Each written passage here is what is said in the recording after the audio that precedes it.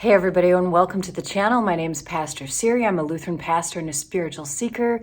Today I thought we would do something a little bit different. With Holy Week coming up, that week before Easter, there are often a lot of memes or pictures with fun little captions below them. Some of them are really funny, some of them are kind of dumb, and some of them I just really disagree with the theology. And so I thought I'd use our little memes as a way to sort of talk about the significance and the meaning of the week and to explain some of the good and bad Christian theology that is out there in the culture.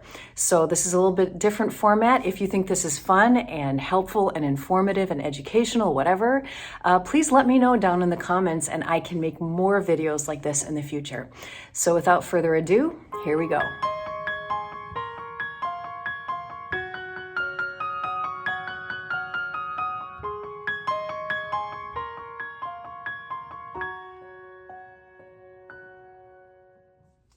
I am being joined today by my Easter dinosaur, who is very, very applicable for this very first meme that we have today. We begin Holy Week on Palm Sunday, which is the day that traditionally we celebrate Jesus coming into Jerusalem, not on a horse, but on a donkey. And that is symbolic of his humility, not coming in on the war horse that someone who is here to cause trouble and to claim power would do. And so we have one of my favorite pictures. It's technically not a meme, but I just love this one. And so here we go. We have Jesus coming in on a dinosaur. And I just want to point out to you how incredibly proud that dinosaur looks to be doing his job. And what is the theology behind Jesus going on a dinosaur? I don't know. It's a great question. As I said, people wanted Jesus to be the Messiah, which was a political reality, not just a religious one, because they were hoping that Jesus, as the son of David, the Messiah, the anointed one, was going to kick out the Romans who they hated and become the king so that they could be a sovereign state one more time. And they believed that he would be like the new King David, that beloved king who created peace in the land and stability for the first time 1,000 years before that. And they were hoping Jesus was going to do the same thing. But when Jesus chose to ride in on a donkey, it was his way of saying that he was not going to be a military leader. But that was still lost on a lot of people, including his own disciples. But what would a dinosaur mean? Good question. As we continue on, this next meme is actually one that I have thought was funny for many years, and it's a great thing to talk about because the theology, it points out really bad theology. So here Jesus is coming to the door. It's a famous picture that's been around a long time, but they added the caption where Jesus goes, "Knock, knock, let me in. Why? I have to save you. From what? From what I'm going to do to you if you don't let me in." Now, this is really applicable because during Holy Week, we are leading up to Jesus being on the cross and the resurrection and all of the significance that means. And I think it's really important to realize that that was an event that was very surprising to the disciples.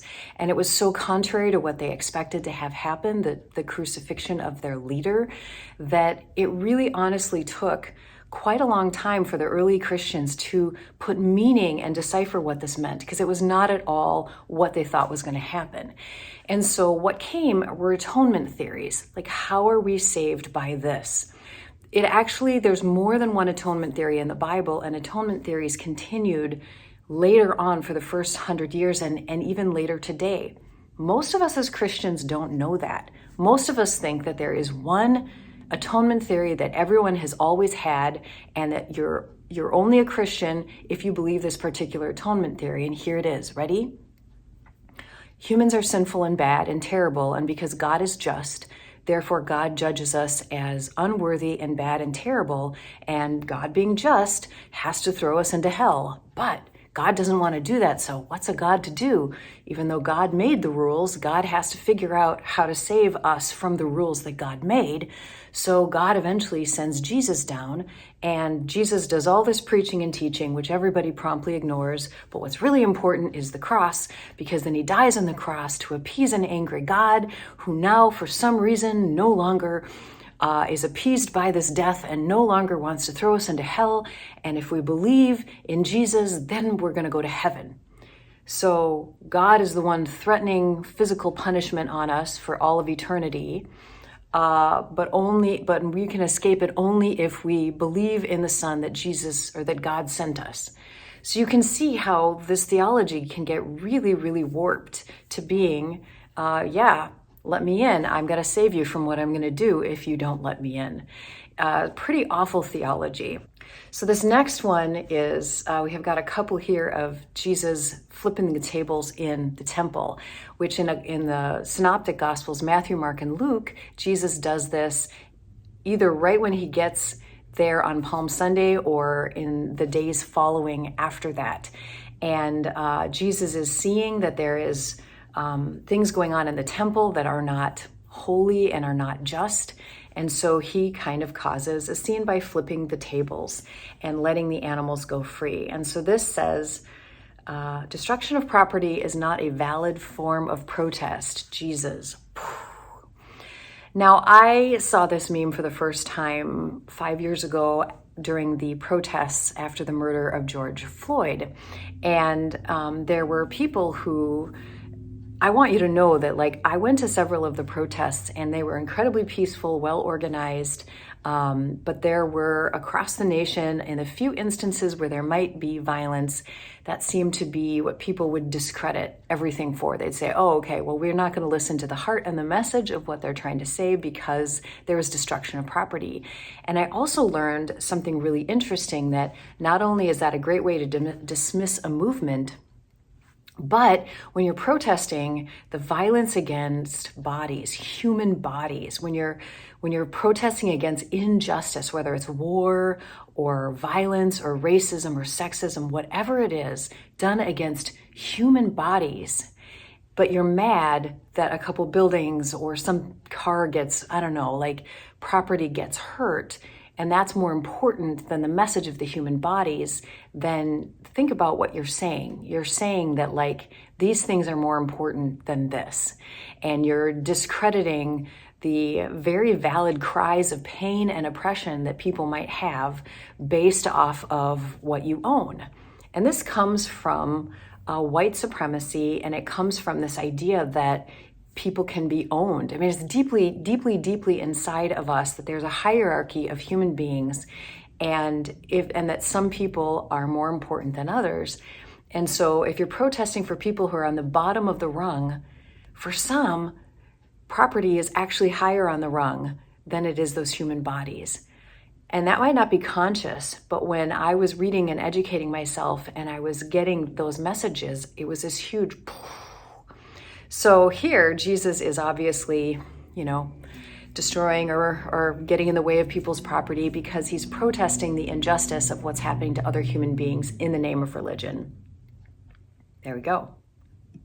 All right, this next one is another famous painting of Jesus flipping over the tables, and this time he has a whip in his hand, which is reminiscent of the Gospel of John, where Jesus slowly and mindfully makes a whip, takes his time, and then he goes and does this. And this one says, what would Jesus do? Remind him that flipping over tables and chasing people with a whip is within the realm of possibility. So again, what's interesting about this is that this isn't advocating violence. None of this is advocating violence, but it is a protest. It is a form of protest that Jesus is doing that is well-intentioned and thoughtful. This is not an example of Jesus losing his temper. This isn't an example of him being out of control. He is intentionally doing this for the sake of revealing the injustices against the people once more. All right, this next one is really fun. So here we're moving to the Last Supper, and in the Last Supper here, we have a cartoon here where Jesus says, take this bread, it is my body. The wine you're drinking, it's my blood. Jesus, we're trying to eat here. Bruh, is the hummus anything? And I think this is funny because it is a little weird when Jesus is redefining these classic symbols of the Passover, of what the bread and the wine would have been significant of from something that had happened thousands of years prior. And he's rechanging he's giving new meaning to this. And there's so much significance with bread and wine rituals. And I'm not going to go into all of it here, but it would have been odd. It would have been something that would have grabbed people's attention. But one of the things that I find interesting is that Holy Communion, that's what we Lutherans call it, is literally communion. It's to be one with. And that idea of you are what you eat, healthiness. And so symbolically, you're eating the body of Jesus and you become Jesus-like. That is sort of the ultimate idea. You're one with God, you're one with Jesus, you're one with each other because you're all partaking of this meal together. And it is symbolizing the unity of all of creation that already is, that we've forgotten about, that makes us feel very alone and separate from each other. And in the process, this is also sort of encouraging us to become what we eat, to become that loving, courageous, wise human being that Jesus was. So, but the hummus, I don't know, something else I get. All right, now we move. If you remember the story, after that Last Supper, Jesus goes to the Garden of Gethsemane with his disciples. They fall asleep, and Jesus is praying, and he earnestly praying because he is afraid. I mean, who would not be afraid of the upcoming violence and slander and hurt that's going to happen to you? I think most humans would. And so here is Jesus praying, and he says, "Are you there, God? It's me, you." And I love this one because it's sort of making fun of the Trinity, this doctrine that, by the way, came hundreds of years after Jesus lived, in which they were trying to figure out the relationship between the Creator, God, Jesus, and then the Holy Spirit. And a lot of guys got together in a room and they argued and they debated, and there were a lot of heresies that were deemed in the process of things they thought were not going to be the answer. And then they decided that basically the Father, Son, and Holy Spirit, they were one, and yet there is a distinction between them. So they're 3 in 1, 1 in 3. Honestly, it's really confusing. Like, a lot of Christians don't get it. Church nerds love to explain, oh, you're really talking about the Nestorian heresy. And okay, whatever. The point is, in this moment, I think Jesus, even though he had that Christ consciousness connection with God, knew that he was a human being here on earth, and he was afraid and he had feelings, and just like any other person. And so there is this funny meme making fun of that Trinitarian business. This next one is where Jesus is with Pontius Pilate, and in some of the cases, the story is told that Pontius Pilate doesn't really know why why he's there. And so he decides that he's going to bring out Barabbas, who is actually exactly what Jesus was accused of being. He is an insurrectionist. He did do violent things. Even his name, Bar, which means son, Abbas, son of the Father, is very much what Jesus kind of referred as the Son of God, Son of the Father. It's kind of that reference. Barabbas is the caricature of what Jesus was meant to be. And they're put up here together, and Barabbas is set free and Jesus dies. The first half was a popular meme that says, remember, voting with the crowd can get you Barabbas over Jesus. And I think that that's a valid thing to say, is like, when you are part of the crowd and you have powerful people who are sort of pushing you along to vote in a certain way, we don't often think very much about the decisions we're making, about the motivation or potential manipulation that is happening of the crowd. And so it's really good for us to just pause before we make big decisions that can hurt people and inform ourselves. And I think that's really valid. But then tacked underneath that is that somebody wrote, except had I been set free, this is apparently Jesus talking, you wouldn't be washed by the blood of the Lamb. Daddy's will be done, not yours. Okay, I do not like this at all. I don't like the tagging on of this, because once again, this is this atonement theory belief that humans were literally screwed, that God had made the rules of the universe, of which humans utterly failed. We were screwed and going to hell because that's the way God set it up, and we couldn't abide by the rules. And instead of God forgiving us, God had to go through this weird blood ritual in order to be appeased, so that we would be saved and not all going to hell in a handbasket. And that is really a horrible, horrible way of viewing things. A reminder, there are multiple atonement theories. There is one that has become so dominant in evangelical Christianity that not only do most people believe it's the only one, but they believe that's the only one that's ever been, and that if you don't believe it, you're not a real Christian. Here's the other thing. That particular atonement theory has been sort of pushed back into the Bible in a way in which anytime Jesus says anything like, I came to be a ransom as one for one of many, we just have pushed that all our singular atonement theory back onto all of these references. When in reality, Matthew, Mark, Luke, John, all four had their own atonement theories. Paul had his own atonement theory, and they were all filtered through the cultural context of the moment. They were trying to understand everything that had happened in retrospect based on their culture. As time has moved on and culture has moved on, some of those references age poorly. So in Jesus's time, there were animal sacrifices at the temple. And so it would make sense that at least somebody would make the connection that Jesus was a sacrificial lamb. Plus you have the Passover, in which that story of the blood of the lamb put on the door so that the angel of death passes over. These are deep cultural and religious symbolisms that made so much sense to the people at the time that applying them in meaning to what Jesus did made sense at the time. But as time has gone by, some of these do not work anymore, especially with what they say about God, that God is like this bloodthirsty, needing to be appeased, and that we would all be going to hell if Jesus hadn't died on the cross. So I'm going to get to more of that later, but I am not a fan of this meme at all. And then, of course, Jesus goes on trial and he ends up being crucified. And here we get this next meme, which actually it comes from the show Good Omens, which was originally a book. And here you have an angel and demon who are friends, and they're there at the crucifixion. And the one says, what was it that he said that everyone got so upset? Be kind to each other. Oh yeah, that's going to do it. So, I mean, it wasn't actually just that Jesus said be kind to each other and that was enough to get him killed. Really, in a lot of ways, there was a domination system that was happening with the Roman government, and they were partnered up with the religious powers of the temple. And that was creating an uneasy peace. And in the process, there was a lot of oppression and injustice happening to the people.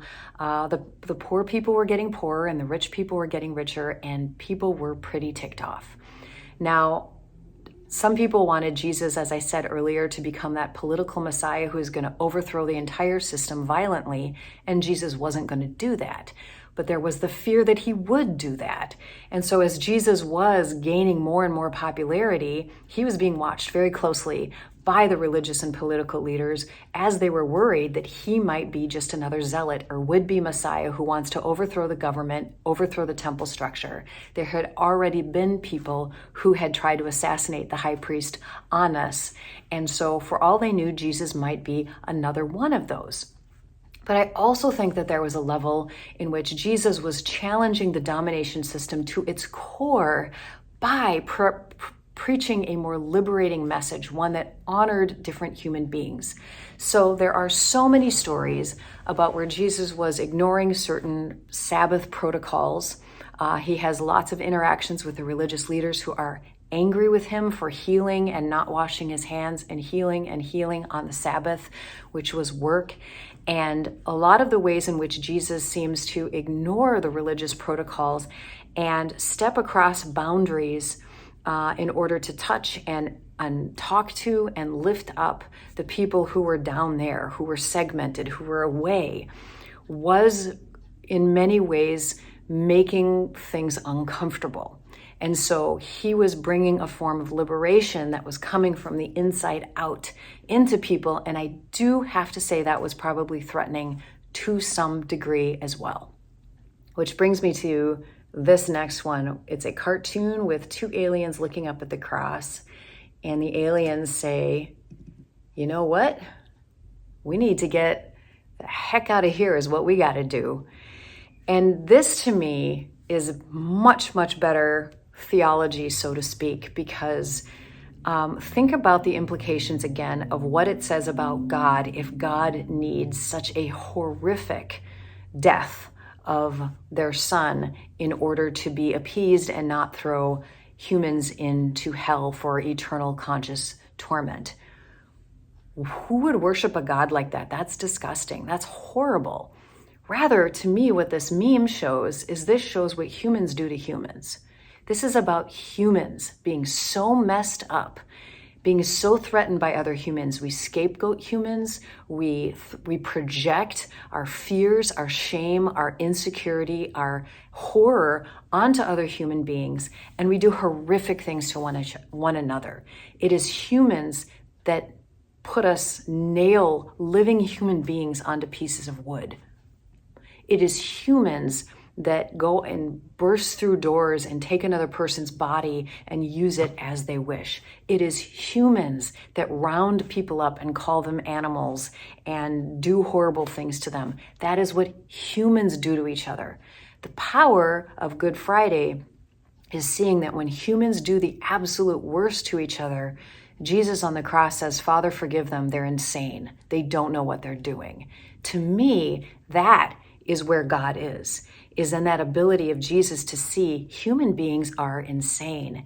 And Jesus' response to that is not to be a part of the insanity, not to react in the same violence and craziness that humans are caught up in, but to forgive them. And then after, in the resurrection, Jesus says nothing about it. He's not saying, all right, everybody, I'm really offended that I got crucified, so let's go get those guys. He lets it go. He doesn't talk about it because that's not what he's here for. So to me, again, the crucifixion is about humans and our bloodthirst, not God's bloodthirst. So now we're going to move on to a few Easter Sunday memes. There's a lot of them out there in the world, but I am going to use a couple funny ones. So Jesus here is a DJ. Let's resurrect these fresh beats. Okay, so we got to have a little humor with our religion. If we can never laugh at our religion and we can never laugh at ourselves, we're taking ourselves too seriously. And I think there's something funny about that. And the next one here, it's a classic meme format. I don't know what the original context of this at all, but here's Jesus at his own grave being like, peace. So there's the resurrection. And we're going to end with one of my favorite ones, really dorky. And then Jesus said, when I come back in 3 days, I better not see any eggs. I don't care what you do. Hide them, paint them, just get rid of them. Obviously, there's a lot of jokes people have about why on earth do Christians celebrate the resurrection of Jesus with Easter egg hunts. Well, it's pretty simple because Easter is in the spring. The Sunday of Easter is the first Sunday after the full moon of the spring equinox, which can make it pretty early next to the equinox at the end of March, all the way up to like April 23rd might be one of the latest days that the Sunday can be, depending on the full moon. And it's also, Passover is very close, and both of these are spring religious holidays. And the pagan holiday of spring, Estero, I'm not going to say it right, has a lot of the same themes of rebirth, of new birth. And so what comes out in the spring? Bunnies, baby bunnies. And people are laying eggs because eggs are the symbol. Bunnies are not laying eggs. People are not laying eggs. But eggs are symbolic of new life. They're symbolic of hatching, of a shift and change. A butterfly is also another huge symbol of both spring and Easter because it is a transmutation from one form into another. So the same symbolism that might have been used in pagan festivals actually beautifully dovetails with some of the themes of the cross and resurrection. They do not have to be in competition. One is not right or wrong. They actually came together in a beautiful way, and we can honor both of those beautiful themes. And so I just think this is a funny way to end things, is with a little bit of humor. So let me know if this was a fun and educational way for you to learn something about Holy Week and a little bit about Christian theology. And we can certainly do more of these in the future. So I guess goodbye for now.